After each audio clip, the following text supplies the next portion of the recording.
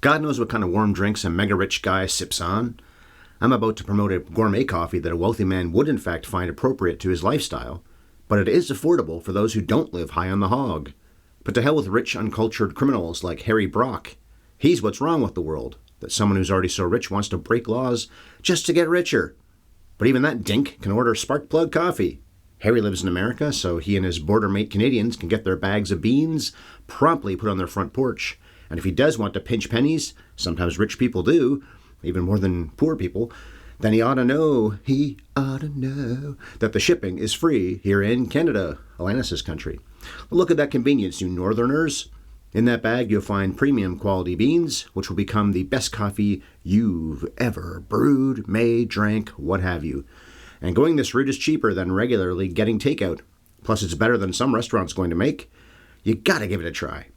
Find your new favorite, but also join the Autopilot Coffee Club. Cancel or even just pause your membership if your rocky relationship is falling apart because she's gotten wise to you, and you might go to jail for all the bad stuff you've done. Their web address is sparkplug.coffee/HYES. Probably no gourmet coffee in jail. Those last four letters, our acronym, is our promo code.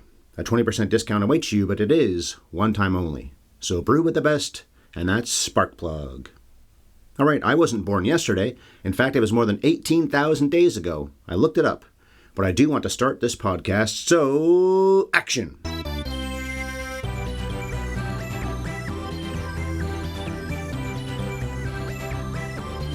Have you ever seen Born Yesterday?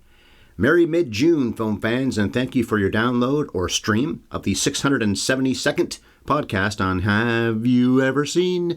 We scamper back a ways into motion pictures past and dash out spoiler-festooned reviews of the extravaganzas that we find there.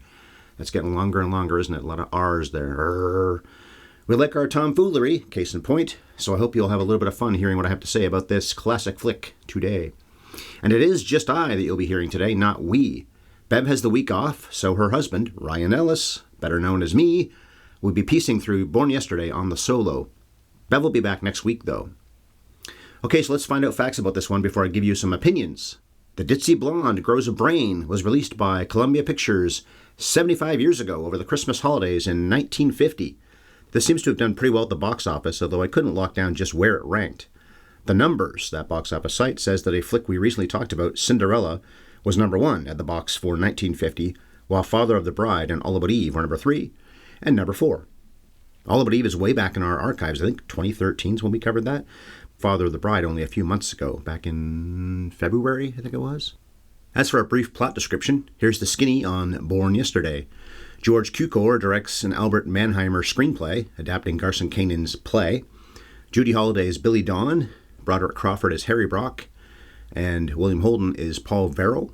Billy is the not-too-bright former showgirl girlfriend of Harry's junk tycoon, who meets up with Paul while they're in Washington so he can lobby some congressman, Harry, not Paul, and cut some dirty deals.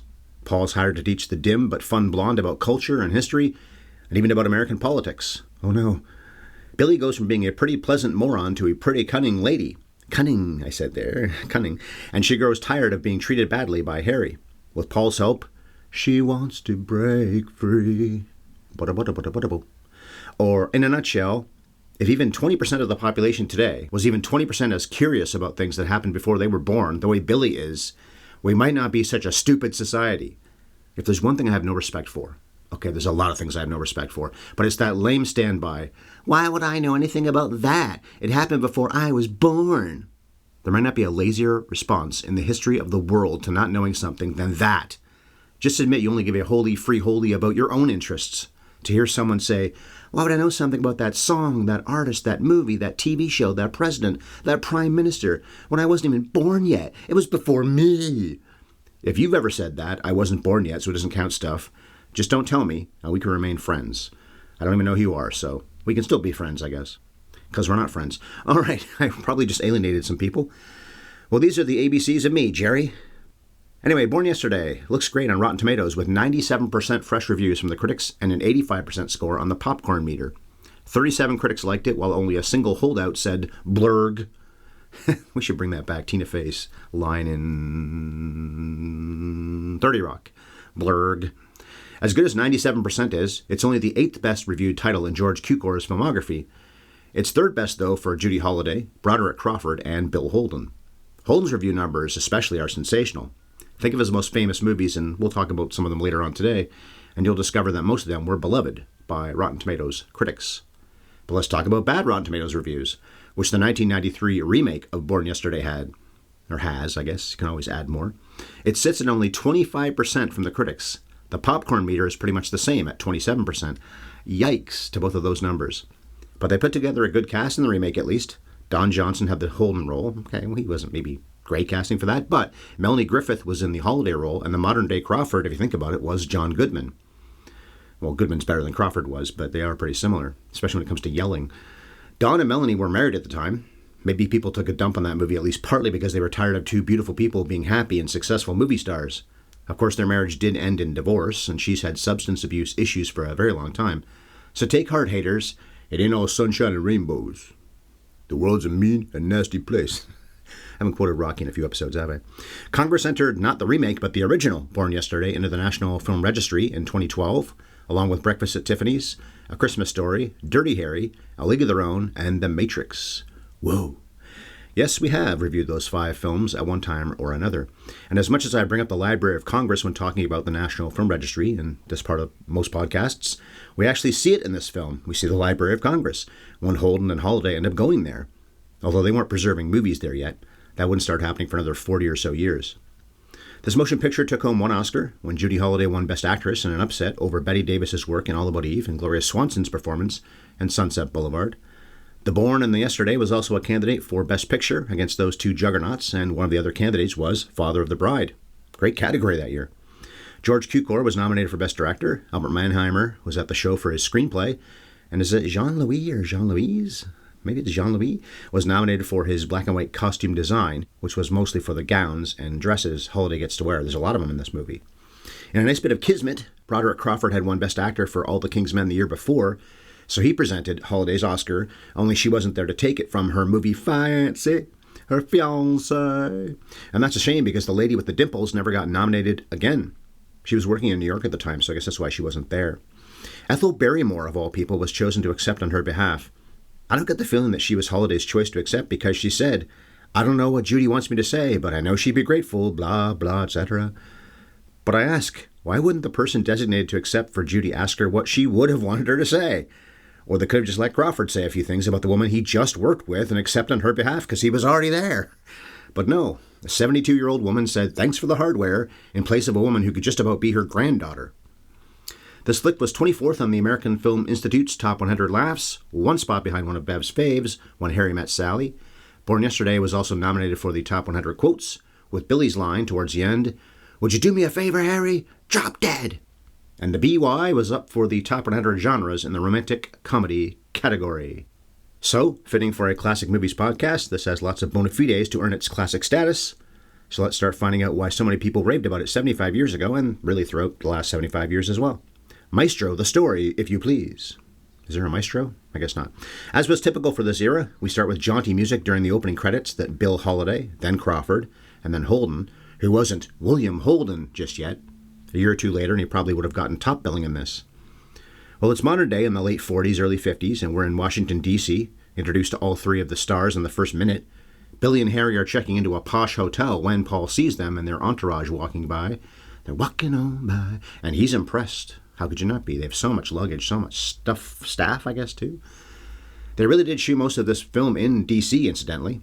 Well, the exteriors and so many of the scenes in the various Washingtonian buildings, at least. I'm sure the hotel and many interiors were done at Hollywood studios. And they shot in the Capitol during the summer, so I'm guessing Holden and Holliday did a fair amount of sweating while traipsing around the Washington swamp that year. Harry's a richin', having made a fortune as a junk man, but he's also crass and can barely hide his working-class roots. I think this class thing is overrated, but there are times when guys like this come into money and they stand out because they act about the same way they would if they were still poor and spending all their time in dive bars and cheap restaurants. Nothing wrong with being what you are, but chill out a little bit. Stop screaming at people, especially when you've already made it and you're so successful. What are you so mad about? Harry likes to flaunt what he's got, so he demands not just a suite, but an entire floor in the hotel. And while he doesn't really fit into high society, his girlfriend, his fiancée, is not a picture of class either, with her first word being more of a screeching, "What?" when he calls her from halfway across their room, or rooms. Her screaming, "What?" whenever Harry calls for her does get funnier each time she does it. I thought they were going to make it more of a running gag than they did, actually. And I wouldn't have minded that. It would have been funny, I think, even if her voice, when she did that, wasn't exactly pleasing to the eardrums. Harry's lawyer, Jim Devery, the Howard St. John character, reminds him that he's got an interview with the Holden character, Paul, a journalist just looking to get Mr. Brock's story and an old friend of Jim's. After Paul goes all brazen and flat out asks how much the Brockster is worth, Harry responds that he doesn't really know, but it seems to be between $1 million and $10 million. Not bad for 1950. If we split the difference and go with $5 million, I looked it up, that would be more than $65 million in today's money. He claims he started out with a paper route when he wasn't even a teenager, then started picking up junk and selling it, and things grew from there. I've never known much about how to make money, but I remember doing something similar to his "It all started modestly enough" backstory on one particular weekend when I was probably about 12 years old. My family had gone to a car show for the weekend. We didn't go away on vacation, we went to car shows. Partly because my dad had an Anglia he fixed up that he entered into competitions, and that car won a few prizes. When they found it in Nova Scotia, it had a tree growing through the middle of the bottom of it. And then it became an award-winning car. Anyway, I got bored with all the car show offery, don't really care about cars, never did, and decided to collect empty beer bottles and cans. Thought I'd rake in a few bucks and spend it on something fun. Thought I'd maybe get, $10 out of it, if that. But that ballooned into an obsession from sometime on Saturday until the end of Sunday. By the time we packed up to leave on Sunday evening, I had completely filled the trunk with the empties, which came to, I don't even know, maybe $50, maybe more. I think it might have been more than 50, it might have been more like 75. But I didn't keep doing that at future car shows. I tried to rekindle the magic the next time we went to one, but it just wasn't the same. I guess that crowd had fewer drunkards, or maybe I didn't feel like getting backwash beer and other crap on me, because I did a lot that other time. And as some of us have said since, I should have been collecting the fulls, not the empties, considering I was up at dawn and nobody else was. They never would have seen me. Of course, then I would be stealing, and that's not how I roll. I don't think anybody was bothered they didn't have to deal with their empties after a night of tying one on. If they were, well, then I guess I was a preteen thief. Anyway, that's the last time I showed the hustle to be an entrepreneur of the can-collecting kind. I didn't go on to be a guy like Harry. Well, Harry tells Paul he's in D.C. to go sightseeing and doesn't want to elaborate. That's because he's really there to grease some palms and win some influence. See, if my can collecting at the car show had turned me into an enterpriser, I don't think I would have spent my money on buying my very own pet politician. It's also different here in Canada. It's not quite the same. You can buy politicians. Maybe you can, but it's not so common anyway. Although, who knows? If I had a Brinks truck full of money for the past 40 years like this guy, maybe I would have turned into an a-hole too and tried to tweak the rules for my own benefit. So while these guys are getting acquainted, Billy strolls in, looking great in her dress, but also getting yelled at by Harry just for daring to walk in. Everyone's uncomfortable with the way he bellowed at her, so that clears the room. And we learn that Billy has to sign papers for Harry because she's the one who owns this or that, covering for Brock's shady stuff. Although she doesn't even know what she's signing, or has been signing for something like 7 years. She doesn't even know why they're in Washington. Congressman Norval Hedges and his wife Anna show up and make the introduction. With Billy, they make the introduction. Anna keeps calling her Mrs. Brock, which she isn't, but Harry's still getting shaved and dressed, giving our non-wife time to prove how naive she is when she doesn't even know what they're talking about when they mention the Supreme Court. You could have seen the Supreme Court in action. She didn't know what they meant. Harry strolls in and uncouths his way through the meeting, even worse than she just did. Harry's embarrassed by her dumbness and childish behavior, but Billy, you can almost say, charms them more than his money does.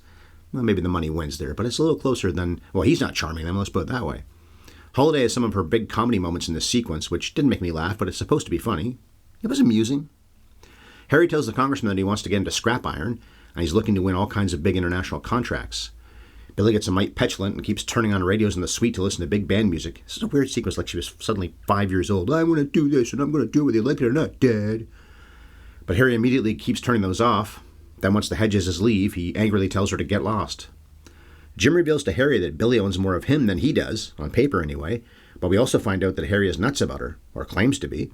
He has weird ways of showing it, screaming at her, calling her dumb, telling her to shut up. They've even been engaged for a solid 7 years. And Bev's dad thought I took too long to propose. It only took me a year and a half. Harry remembers Paul showed off his smarty-pantsedness during their meeting, so he figures it makes sense to hire him to show the former chorus girl around town and teach her a little class and culture. She was a chorus girl. That's a nice way of saying something else, I think, though. She's got to learn how to fit in when he's got her around congressmen who are looking for a payoff. Or so he thinks. She'll also be out of his hair for a few days, and he wants to give the journalist $200 a week to do all this. And I want to let you.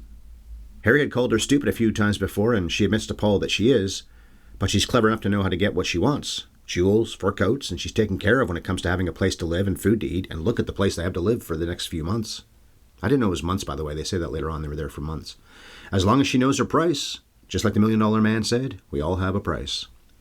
One thing they don't dwell on, and they couldn't because of the production code, it was too racy, was how this arrangement works vis-a-vis sex. They must be having some, or at least they used to, and I'm sure he's Captain Tender when they do. Paul's glad to have the money, but he tells Billy that he would have taken this gig for free. I like mowing that lawn so much, I did it for free. He says he likes doing this kind of stuff, but I'm thinking the fact that she's cute as several buttons is part of it. Just cute as so many buttons. In any case, they connect, and partly because the movie demands it, these opposites dig each other's jibs. Once the Polster heads out, Holliday and Crawford play a pretty famous scene when Billy and Harry sit down to play some gin. She gets to do all sorts of humorous business even before the first card is laid. It wasn't hysterical, but I say again, amusing.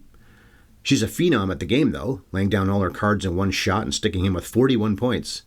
They set him up and she wins again, sticking him with another 28 points. And then she does it again, leaving him with 34 points. So he's cleared 100 points in about 2 minutes, which wins her $55.60. Again, 1950 money. He ponies it up on the spot, even the 60 cents. I think we have a Rain Man type character here. Phenomenal at cards, but not that bright otherwise. Well, he was bright, but you know what I mean. After he pays up, she does some singing and keeps sitting there playing some solitaire, which makes Harry sad, or seems to. Maybe he wanted a little sexy time with his fiancée after she took him for so much money. Or maybe being out ginned made him randy. But after he splits to another part of the floor on this hotel that they occupy, Paul shows up again, this time with newspapers and books. He figures out that she needs glasses, although she won't wear them. They're terrible. I'm wearing them right now. Then she remembers that he wears glasses. And they kiss. Of course, they're not so terrible on men, as she says. A kiss is as far as this goes, though. He leaves, and scene. Cukor gives Holliday a hero shot when Paul arrives the next morning to start the work of making her smarter. Or is it next afternoon? I think it's next afternoon. He mentions he had lunch, too. And he finds her lounging in bed with one of the newspapers. She's been circling things she found interesting, but had to dictionary up most of the big words to find out what they meant. So she's been reading this paper for a long time. I mentioned a hero shot, and that's when she pulls the paper down and smiles at him when he walks in with just about as adorable a look on her face as anyone could have. Certainly in this movie, it's the most adorable look. This is Exhibit A of how appealing she is in the film. He pulls back, though, when she tries to kiss him the way she did the night before, explaining that things don't need to get more complicated than they already are, and out they head to see the sights in the nation's capital. Him not wanting to take things further with her on the romantic front is also probably a case of him not wanting to end up in the East River in a sack. One of Kramer's great line readings. I woke up in the East River in a sack. She didn't want to wear spectacles before, but now she does put on some glasses, and even goes out in the town on her own. She's quite interested in learning more about her country. She's truly excited to show the Polster that she's taken a good look at the Declaration of Independence, the Constitution, and the Bill of Rights. I think without him. I think she did all that on her own. I enjoyed her enthusiasm pretty much from this point on, by the way. It's very endearing. When Bev and I were in D.C. many years ago, I don't remember if we saw those documents or even replicas of them.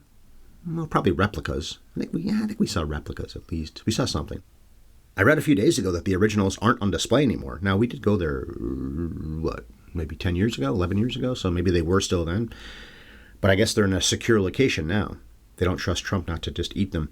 Although I also remember a story about how they are out in the open for all to see, but they're behind a foot of glass, so nobody can sneeze on them or spill chocolate on the We the People part. Speaking of that, they share some ice cream bars, and he teaches her civics she should have learned in grade school, but at least she's curious about it now. It's never too late to throw facts into your brain. Lucky break for Harry and Paul that Paul doesn't have to drag her around, kicking and screaming to do this. Screaming, what? What? I love curious people. One big thing I've learned in preparing 73 trivia games for our friends over the last, I guess about 5 years, a little more than that, pandemic times, is that I don't actually know that much about the things I think I know pretty well. And I want to know everything. That'll never happen, but I want to try. So coming back to this point about, I wasn't born yet. Well, most of the important things that have ever happened predate all of us. I can see not relating to something from 40 years ago, because we're not even born. Okay, fine, I guess, not relating to it. But just don't act like it's idiotic to suggest you might educate yourself about something. So I like that Billy is into these things and is willing to do the work to learn more. She's a good example for a lot of incurious and, quite frankly, mentally lazy people. I'm back to that again, aren't I? Rant over. The Billy and the Polly listen to a performance of Beethoven while sitting in boats in what is apparently a river outside the Watergate Hotel. So the infamous hotel break-in place has that name because it's on the water. Makes sense? After the show, they cop a squat and discuss how she doesn't talk to her father much anymore. He recently wrote her a letter, which he hasn't done very often ever since she started dating Harry. They obviously had a fight and stopped talking because of her decision to go off with the buffoon tycoon. Buffoon tycoon. He doesn't want to see her if she's going to keep living unethical. That's what she says there. And she also tells Paul that she grew up without a mother. Mama died before Billy could even meet her. When she asks Paul the story of his life, his coy response is to say, much too long and mostly untrue. Journalists. Actually, that's a good line that I assume Garson Kanin came up with. Maybe it was Mannheimer, but probably Garson Kanin. Billy continues to charm Paul by saying when they're in an art gallery that it's even better than Radio City Music Hall even. I like she does that for a while there. Even. It's even better than da-da-da, even. And it smells better. Paul confesses to her that he hates everything Harry stands for, which gets an I go for you too from her. Ooh. She may love the money and the jewels and everything, but she obviously doesn't like Harry. And if Paul was willing, she'd probably be in bed with him right now. But things stay on the up and up with them, and they continue to click as they keep on visiting major sites around town, like the Jefferson Memorial. That's a big one in this movie. She goes back there later on. Billy has a new passion for brain feeding now, and she surrounds herself with stacks of books in the suite. I like that, brain feeding. But she admits that now that she's thinking so much more, she can't get to sleep so easily. Her brain never stops working. I've had lots of days like that, especially when I'm on night shifts. It's 8 in the morning, and I can't stop thinking about my day ahead to try to relax and get some sleep before I get to the day ahead.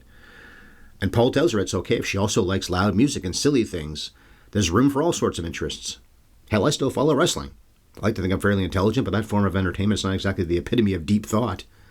And I also might have what some would call highbrow movie tastes, which is debatable that I do, but some might say that. When I'm the guy who watches just about every piece of junk shark movie or baseball flick that comes down the pike, and I've seen more D-level unscary horror movies than you can possibly imagine. Okay, well, back to it. We haven't seen Harry in a while, but he comes into her reading area to find them talking. She might not know that London is in England. She doesn't. But Harry doesn't know who Thomas Paine is. And she does. Harry, as is his way, gets mad that he was shown up, so he keeps challenging Billy about knowing things like Rabbit Moranville, a pool player named Hoppy, and what's a peninsula? But Paul backs her up and says that he knows who Moranville and Hoppy are, which makes Harry mad. The more he talks to this Verrill character, the less he likes him.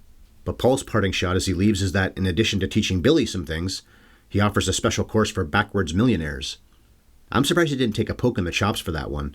Harry's the kind of guy who would slug him for dropping an insult like that. Maybe he didn't get what the guy was saying, but it wasn't exactly subtle. Billy brings up to her long-term boyfriend about how she's pretty much a partner, a silent partner, but she tells him she also wants nothing to do with anything illegal.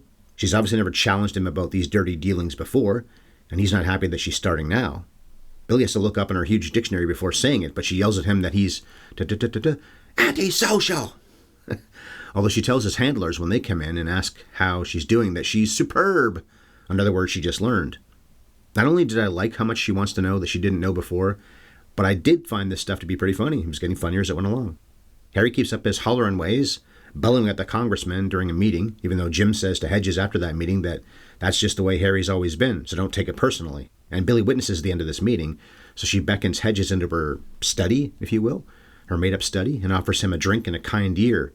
It's a great laugh and the best one in the whole movie so far when Hedges asks, "You're not one of my constituents, are you?" Then she takes a beat, and her eyes drift over to the dictionary. Yeah, I definitely found this funnier as it went along. That was probably a better laugh in the movie than it could have been on stage because it'd be hard for everybody in a theater to see the eyes from way back at the back row, that kind of thing. But on camera, we can all see it so well. Usually comedies lose steam and get too serious when plot points have to be wrapped up, but in this movie, we're getting funnier. But the key point here is that she tells the congressman that he shouldn't take this guff from Harry. He's no more important than anyone else. Although obviously rich people are. We don't have to like it, and I don't like it, but those with money still make the rules and set the tone for the world. It'd be nice if the American government wasn't filled with so many selfish lawyers and billionaires, but they have the connections and the insider status, and they find a way to keep getting themselves elected, or get jobs from those who were elected. There's a good button on this scene, though, when the congressman leaves and Billy races right over to her dictionary to look up some of the big words that were just used, including constituents. Is you ain't my constituency. But this comedy turns dark when she doesn't just immediately sign papers that Jim has for her this time. She wants to know what she's signing, to which Jim lets slip that it's a big merger, which she realizes is something pretty villainous. It's a cartel! And she's right that this must be fishy if the Jimmer won't tell her what it is that she's supposed to sign. Harry finds out about her growing a spine and barges in, but takes the good cop approach. He's quiet and calm at first, even though you know he's furious that she didn't just do what she always had done before and sign the papers that were put in front of her. But things blow up, and they get into a shouting match about how he makes his money, although it's a fun gag when they stop yelling long enough to let the maid pass through. Then they go right back to fighting. Then the maid goes back the other way. They stop fighting. Then she's gone. They pick it up again when she's left. He calls her dumb and cheap several times during this argument, then even says she's talked enough and now she can just beat it. But sign the papers first! She won't, so he smacks her twice across the face and makes her sign every last one of them. And as it should, this really bothered me. I had grown to like Billy so much by this point in the movie that seeing her be hurt and then seeing her cry stung me. Leave her alone!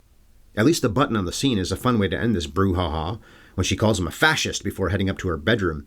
And it's fun because she had to look it up, and he doesn't know what it means. Yet after all that, he tells Jim when he comes back into the room that he still loves her, or did, but he's mad at Paul for how much she's changed and wants to find somebody to make her dumb again. Put a crayon on her brain like happens to Homer, I guess. Put that crayon back in there. Meanwhile, she changes into more modest clothes and leaves, but not before asking Harry to do her a favor and drop dead. There's your AFI-nominated quote. She has her Jefferson Smith moment and walks through the great monuments and other places she's seen in Washington the past few days and weeks, getting inspired by the words in the Jefferson Memorial, words that almost no politician in that town ever lives up to today. Almost none. Meantime, Jim tells Harry he needs to marry Billy to cover his own behind, because on paper, she's the one responsible for all his dirty work, which means on paper she owns all his stuff. But I guess what he's really driving at is that old chestnut, that a wife can't be compelled to testify against her husband. Billy finds Paul and tells him that she probably won't see him again. He's upset about it, but she wants to get out of town and go see her father. He responds by telling her that he loves her and asks her to marry him. Holliday saying, "You don't love me, you just love my brain," made me laugh. And he agrees with that, then kisses her. "What are you doing?" "Well, if you don't know, I must be doing it wrong." There's a good exchange as well. And kisses her better than he did the first time. Now I know I can do better than that. Back with Harry and Jimmy, where Jim says that Hedges is a rotten apple, but the other congressmen in Washington are honest guys just trying to do the right thing. Well, maybe that was true in 1939 about the Senate, when Mr. Smith scandalized the country by suggesting those guys were corrupt. And maybe it was true even in 1950, but whoo boy, it's the other way around today, to find even a couple of national politicians you can truly respect for their honesty. Most of them today are like George Costanza. "Jerry, it's not a lie if you believe it." Billy goes back to the hotel and Harry casually tells her they're going to get married, but she of course refuses. "Why?" "Well, for one thing, you're too dumb." He admits he talks rough and hits her sometimes, but still, why? But she's not staying no matter what he says or what he threatens. He gets mean, as he often does, and says she doesn't look as good as she did 9 years ago. Ooh, there's a stab. You're not as pretty as you once were. But as far as I'm concerned, vice versa. She reveals that she got hold of the incriminating papers she signed and gave them to Paul, which flabbergasts both Harry and Jim. Me too. Why did Jim leave them lying around? Or maybe they were in some kind of cupboard or something, but put that stuff in a safe, man. Even if you aren't worried that she would pull something like this. If these documents are so dicey, just get them out of sight of anybody. And we find out here they've been in D.C. for 2 months. So Billy and Paul fell for each other over the course of many weeks, not just many hours. How refreshing in an old movie they didn't fall in love in a matter of minutes. It looks like Harry will make things rough for Paul, but the journalist remains calm, even though Harry's back to yelling at the top of his lungs. Paul doesn't even have the papers on him anyway. It's one of those, if anything happens to me, type things. Harry tries to buy Paul off, then threatens to just grease him if he doesn't play ball. The mob boss mentality comes out in Washington so often when the chips are down. The journalist who wants to expose the corruption has got 2 minutes to think it over, surrounded by Harry's thug, Jim, and Harry himself. But Jim was once Paul's friend, remember, and he steps in, throwing Harry to the ground after the big man knocks Paul to the floor. Mr. Brock calms down, well, a little, and offers $100,000, but Paul still says no. And yes, I did some more calculating, and that's 1,000,000 smackers in today's money. But still, no. Paul threatens to expose both Hedges and Brock. For one thing, there are 126 different properties that Billy owns, but she'll sign them over if he'll just let them leave peacefully, although she won't give them back all at once, and he's going to have to start dealing above board if he wants to keep on getting his real estate back. She'll be watching. This is Verve, because Harry Brock is physically big enough to mess them up on his own, but you have to know that he knows a few guys. But this strategy is pretty wise. If she signed everything over all at once, he might have had them both whacked on the spot. Harry's undoing was making his girlfriend get smart enough to understand how to fight back and use his own crookedness against him. Oh, the irony. And I don't think that people would have cared that much that she wasn't that smart because, well, maybe that's obviously what Garson Kanin was going for with the play. It's not like he's Mr. Smart Guy either. It's not like it's Pretty Woman or something where he's Mr. Couth and cultured and classy and rich, of course. And she wasn't, although she becomes pretty couth pretty fast, doesn't she? Anyway, Harry fires Paul, and off they go, the dumb chump and the crazy broad. But Jim isn't mad at them. In fact, he toasts them with a patriotic speech, acknowledging that it's not just Harry who's a crook. He is too. Not good for you. Paul and Billy get married. What a surprise. Of course they did. It was the 1950s. You got married before the movie was over if you were in love. And they're driving when a cop pulls them over and asks for his license. But Billy hands over their marriage license and says it was predestination. The cop doesn't know what she's talking about, so she tells him to look it up. Ah, this girl's trying to spread her love of learning to others now. And that's that. Movie over. So the cast. You'd think Judy Holliday would have had a long career, especially doing comedies, but she was only 43 when she died of breast cancer in the mid-60s. So she was only able to be in about 13 flicks in total, and only about 10 where she even got credit. The early movies in her career she wasn't credited. And yes, most of them were comedies. She was really good at the funny stuff, of course. The lady born Judith Tuvum was a major player in the Tracy and Hepburn rom-com Adam's Rib the year before this, and she had a voiceover role in On the Town that year too. 2 movies I've covered in our recent podcasting history. Katharine Hepburn talked her up too, to the press and stuff, being a little dishonest intentionally, but trying to help Holliday and claiming that she was so good in Adam's Rib that she was stealing the movie from her and Spencer. I guess that helped Judy get this role, at least a little bit. She had played the kooky Miss Dawn on stage many times and clearly knew exactly how to play it, although acting on stage and acting for cameras are 2 different things. So she had to audition repeatedly, partly because Columbia's boss, Harry Cohen, didn't want her and thought she was too fat. Now, it's not like anyone would have mistaken her for rail-thin Audrey Hepburn, but fat? Her weight never even occurred to me while watching this. Plus, she's got a radiant cuteness about her. But in any case, he wasn't exactly enthusiastic about putting her in this, even though Cukor could vouch for her because he was the one who directed her in Adam's Rib. But yeah, some major names could have played Billy Dawn, starting with Rita Hayworth. Jean Arthur was in the running too. And as good as they were, I can't see almost anybody else doing justice to this role. I think Rita Hayworth's looks might have gotten in the way too. She would have been too pretty. Maybe Jean Hagen, though, who was so perfect as a dumb blonde villain a few years later in Singin' in the Rain. But still, Holliday was the right one. This is the girl, as they say in Mulholland Drive. Now that I've seen this film for probably the 4th time, I'm not so against her winning the Oscar that year instead of Davis and All About Eve or Swanson and Sunset Blvd like I've been before. I still think one of them should have won, particularly Swanson in what ended up being her signature role, and because Davis had already won twice and Swanson never would. But the point is, I'm more okay with the Judes getting the gold than I ever was before. She's sensational in this. Broderick Crawford went into this production having just won his own Oscar for All the King's Men, a film I reviewed just a few months ago, and like Holliday, he won a trophy for his only nomination. It's pretty much the same role as Willie Stark in All the Kings. He's more one note here, although this is deliberately more of a caricature than Stark was in Rawson's movie.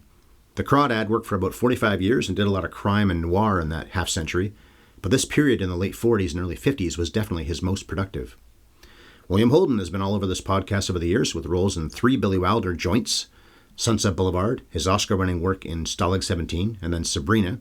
Plus he worked with other legends like Lean on Bridge on the River Kwai, with Peckinpah on The Wild Bunch, and with Lumet on Network. And we've reviewed them all. All 6 of those, well now 7. This is probably the least impressive of those 7 roles, but he does play off Holliday and Crawford very well. It sounds like the stars not only had chemistry, but liked each other off camera too. All 3 of them. Holden and Crawford seem to understand that this is her movie, which is good. Because it is. Holden gets to dole out quite a few wisecracks at Crawford's expense, though, so it's not like he's a milquetoast nerd monster here. Bill remains one of my favorite actors, especially in the pre-Nicholson, Hoffman, Pacino, and Hackman era, when they all hit it big in the late 60s and early 70s. I've talked a lot about the AFI's top 50 stars list, and Holden is one of the only 5 or 6 guys on there that I would definitely put on my own top 50 list. I think he's 25th out of the 25 guys, too. Okay, maybe 10 or 12 of the other 25 guys they chose I would go with, too, but at least half of the guys on their list would not make mine, but Holden would. And yet, even though he turned the dreaded age of 50 by the time those other guys I mentioned just now came along, and even though those younger actors were taking over Hollywood by then, Holden was still so vital, starring in classics like The Wild Bunch and Network in those 6 or 7 years, late 60s, mid-70s. He did plenty of great roles over the years, of course, and I mentioned a lot of them already, but there were other ones too, and was one of the biggest box office draws of the 50s. But it's nice to look back at him in his advancing years and see that he wasn't just doing crap or barely getting work at all. He did crap too, yeah, and the 60s weren't his best period. We'll quietly overlook that era. He really should have won the Oscar more for Network than he did for Stalag 17, because I think Network is his very best work ever. Maybe he thinks so too. But they went with Peter Finch in that same movie. Of course, we've talked about these two stories before, but I'll tell them again. Maybe you've never heard me tell them before. The first story is that he died after a fall while he was just completely drunk. He bled out, which doctors said would have been preventable if he wasn't so blotto.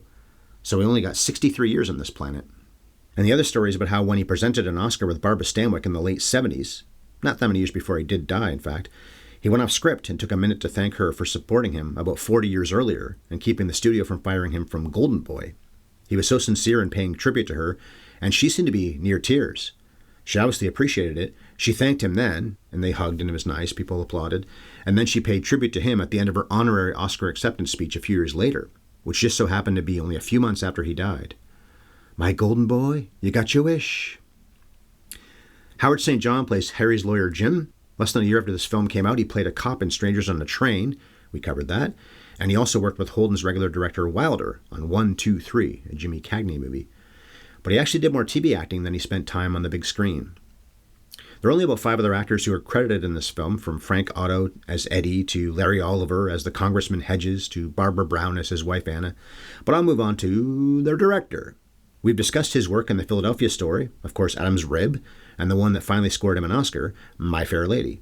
He was also one of many guys who directed at least part of Gone with the Wind. The Cukes knew his way around a comedy, and certainly around a romantic comedy, and maybe as an old school guy this was common for him, but he uses a lot of long takes in this film. It was probably a case of him recognizing this was a stage play first, so he let especially Holliday mostly just do what she did on Broadway, just do it for the cameras now. And on that note, he had the cast rehearse in front of an actual audience, a live studio audience, after he had the crew build a basic set for them to work in, similar to the set I think, but not quite as elaborate as this set. Then they worked the script in front of a bunch of people, so he'd know how to pace the laughs. Although they do talk quickly and they do say a lot in the movie, so I'm guessing quite a few guffaws drowned out the dialogue anyway. This is one of those movies I had to pause a few times while I took notes because I couldn't keep up with what they were saying. His direction's very good, though, and I think it's appropriate that the Academy included him in the group of 5 that year as a nominee for Best Director. The writers were Albert Mannheimer and an uncredited Garson Kanin. Ruth Gordon's husband wrote the 1946 play that Mannheimer, and I guess Kanin too, adapted into the script. Apparently, in fact, the final draft they shot was more Kanin's work than Mannheimer's. Union issues are the culprit for why it looks like Albert did the work on his own, and why they didn't share a writing nomination. And Albert only had about a dozen other film credits, with nothing standing out like this does. This was also Mannheimer's third last motion picture, even though he lived for another 22 years.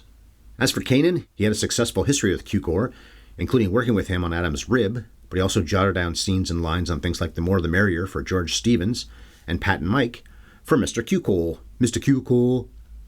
Garson reportedly didn't want to sell the play to Columbia because he wasn't, let's say, fond of Harry Cohen. I think he hated him. But money talks, and Kanin did sign it over, partly because the deal was for $1 million.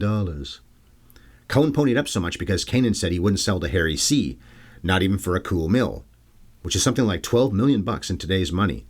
And Cohen didn't even mind that the Harry in the movie was based on him, apparently, including the brash, new money attitude. I guess he saw the dollars this could rake in if they got to be the studio that made it. The producer was S. Sylvan, or Sylvan? Simon? Probably Sylvan? I don't know. This was his best credit and also his final credit, as a producer at least, because he only produced 10 films. He actually directed more than he produced, working with stars like Red Skelton, Abbott and Costello, and even Lassie. Joseph Walker was the man behind the camera of this black and white motion picture that they shot in the typical 1:37:1 aspect ratio. Well, typical for another couple of years before widescreen became so common. He started in the late 19-teens and worked for over 30 years, ending up getting 3 Oscar nominations. If I didn't mention already, I saw the pretty solid print that TCM put to air. I think it actually is about to air again sometime in mid-June. Maybe it will after I post this, though. I forget now. Or before I post this, I mean. Well, it'll probably air again sometime soon if they've aired it twice in a matter of months. I do have the DVD in the collection downstairs, but I watched it by myself on TCM. Bev was out with friends when I was laying my eyes on this, so that's not why I'm sharing any of her thoughts, because I often do in solo shows, but she wasn't there to see this. Frank Capra liked Joe Walker's work a lot, and they teamed up to make It Happen One Night, You Can't Take It With You, Mr. Smith Goes to Washington, It's a Wonderful Life, and others, although we've covered those 4, but not Mr. Deeds Goes to Town, which is in their shared filmography too. Walker also shot The Awful Truth and His Girl Friday, so this guy knew his way around a great comedy, a lot of great comedies, a lot of great movies in general. And they're old movies that really are funny, especially His Girl Friday, Awful Truth, and I would say this. And It Happened One Night, of course. Joe never won a competitive Oscar, but he was given a technical trophy called the Gordon E. Sawyer Award at the 1981 Oscars when he was nearly 90. He was 90 years old. The man in the edit suite was Charles Nelson. He also cut Gilda and Cat Ballou, two films that have been reviewed on Have You Ever Seen in recent years. He saw Glenn Ford's face more than once in his career because, in addition to Gilda, he worked on the crime classic The Big Heat, and then saw more of Holden in Picnic a couple years after that was released and 5 years after this, when he shared a gold trophy, in fact, with William Lyon, cutting Picnic. I noticed a few obvious jump cuts in Born Yesterday, something you almost never see now, unless it's an homage to the French New Wave or if it's for an effect. I don't think it happened too often, though. I just noticed early on more than throughout the picture. It could have been that they had a damaged negative and had to remove frames because, as I recall, it was one of those things where actors would jump from one part of the frame unnaturally to another. Not a long way, just a little bit, but still, it was odd looking. Or they were just sloppy and live with it. Frederick Hollander came up with the music score. Despite getting 4 Oscar nominations in his career, I don't think he composed anything else we've covered. But I enjoy this factoid. He worked on $1 Million Baby, not that one, and also The Verdict, not that one either. Hollywood just can't resist reusing titles of movies that have nothing to do with each other. Think of something else, call it something else. Unless you're doing Born Yesterday, same story as a remake, then fine, call it Born Yesterday. So as we come to the closing moments here, I'll confess that I was expecting to say after about 40 minutes of this had passed that it was another old movie that just isn't that funny anymore. Because I didn't think it was when we were still in the getting to know the characters phase. But, and maybe this is because I grew to like Holliday so much, I was laughing more as it went along. A lot more. She was funny, but she was also very root-forable. And Holden, for that matter, too. As I've made clear, my heart was filled by the fact that she wanted to fill her brain with knowledge. And wanting to know more about the world and about history can make for discouraging discoveries. Why do you think people are so judgmental about Christopher Columbus or Abraham Lincoln? Because we found out some not-so-awesome details about people like them we thought were heroes. And yet it's smart that Billy doesn't exactly qualify for Mensa at the end. She's just better. And I got swept up. Because this is a good movie. And it's awesome to see the great Bill Holden do this the same year his career would finally take off after the success of both Sunset Blvd and this. To think a studio head didn't want a guy who had become one of the greatest ever to keep working on Golden Boy until the great Barbara Stanwyck piped up and said, "The kid stays in the picture." That woman was a hero, one of my very favorites. One criticism I could make of this is how much of a fantasy it is that a lawyer who's been part of some of the dirty schemes for so long would just suddenly feel guilty about it. I guess that can happen, but this feels more like, let's appease the censors that Jim Devery knew all along it was wrong to do this stuff, and he's finally saying so. There's also the quaint notion that corruption wasn't rampant in Washington in 1949-1950, that Congressman Hedges was the nebbishy outlier, not the overwhelming standard. And as for Harry's corruption and the subplot of a congressman willing to take bribes, well, I haven't made my politics subtle over the years. I also don't feel like screeding right now. Enough screeding for the day. I haven't really screeded too much, have I? Apart from that whole, "it was before I was born" stuff. From what we hear, Harry belongs in jail, and Hedges probably does too. They're all lucky they get off so easy. And I feel so much differently about the 1950 Oscars now that I've seen this movie for, I think, the 4th time. Yeah, Swanson or Davis should have won, but that gap is a lot closer in my mind than I ever thought it was before. Plus, it's great that they recognized a comedy performance because the Oscars so rarely do that. Although if you think about it, Davis and Swanson were pretty funny in their movies a lot of the time too. And yeah, 1950 was a pretty strong year, with Eve, Boulevard, Father of the Bride, Cinderella, all coming out during those 12 months. So that was how I saw Born Yesterday. You'll find out how to contact us, and I'll also let you know what's up for this channel next week. But first, it's time for trivia. No specific theme here, just 3 questions. So question number 1. And okay, yeah, this one is thematic because it's about classic comedies. Bill Murray was in 4 movies that made the AFI's Top 100 Laughs list, but one of those was a role in Tootsie that he was not credited for. So let's discount that. Of the other 3, Caddyshack, Ghostbusters, and Groundhog Day, which was the highest ranked on AFI's list of greatest ever comedies? Question number 2. Who plays the lady lead opposite Steve Martin and Michael Caine in Dirty Rotten Scoundrels? And question number 3. Which of the 3 members of Destiny's Child was in Freddy vs. Jason? Okay, you'll hear those answers in a minute, but first I must tell you that next week, Bev will be back and we'll be chatting about a film that, just like Born Yesterday, won its leading lady a Best Actress Oscar. Julia Roberts took it home 50 years after Judy Holliday did. So on June 23rd, the episode going up on this channel will be Erin Brockovich. More strong women here in Ladies Month, June 2025. Well, I hope you enjoyed this episode today. If you did, tell me so. Or tell me if you didn't. Some have done that. I'd love it if you'd give us a 5-star rating on your app. Write a review too. And for the love of Billy Dawn, subscribe. You better go look that up. What does that mean, subscribe? Same with YouTube. We post our shows on there too, partly because I keep hearing it's the way people get their podcasts more than on Apple Pod or Spotify now. Gotta go with the flow, the wave of the future, even if almost all of you so far are hearing us on your podcast app. But we're at HYES Ellis on YouTube. Email us, or haveyoueverseenpodcast@gmail.com, or social media us. I'm at MovieFiend51 and Ryan-Ellis on Twix and Blue Sky. Bev is at Bev Ellis Ellis on the T, and just Bev Ellis Ellis, no at, on the B. And if you drink Java, track down Sparkplug Coffee online. Our fans can get a 20% discount, not 21, just by putting our HYES promo code into the right box at checkout. The website is sparkplug.coffee/HYES. Okay, trivia answers, your time has come. You lousy trivia answers. Question number 1. Bill Murray was in 4 movies that made the AFI's Top 100 Laughs list, but we're discounting Tootsie. Of the other 3, Caddyshack, Ghostbusters, and Groundhog Day, which was the highest ranked on AFI's list of greatest ever comedies. Number 1 for him, number 28 on the list was Ghostbusters, while Groundhog Day was 34th and Caddyshack was 71st. Question number 2. Who plays the lady lead opposite Steve Martin and Michael Caine in Dirty Rotten Scoundrels, the other Dirty Rotten Scoundrel? It was Glenn Headley, who went on to be in Dick Tracy a couple of years later. That was about the best time of her career. She was doing really well there. Not that she still doesn't act now, but not as big as she was then. And question number 3. Which of the 3 members of Destiny's Child was in Freddy vs. Jason? It was Kelly Rowland, who was the last person to be killed, other than Freddy or Jason, in that Knives vs. Machete face-off. Oh, I should have said spoiler alert, I guess, but it's been 22 years. You've had your chance. All right, it's time to knock off. I can't do a good Broderick Crawford. Thanks a lot for having me in your ears, you crass tycoons. Join me, or buffoon tycoon? Join me and the wife in 7 days when we jam about Julia doing legal things and Erin Brockovich. Meanwhile, I'm going to lament the days when it probably was a lot truer than it ever has been since that a congressman who's on the take was the exception, not the rule. Yeah! And cut.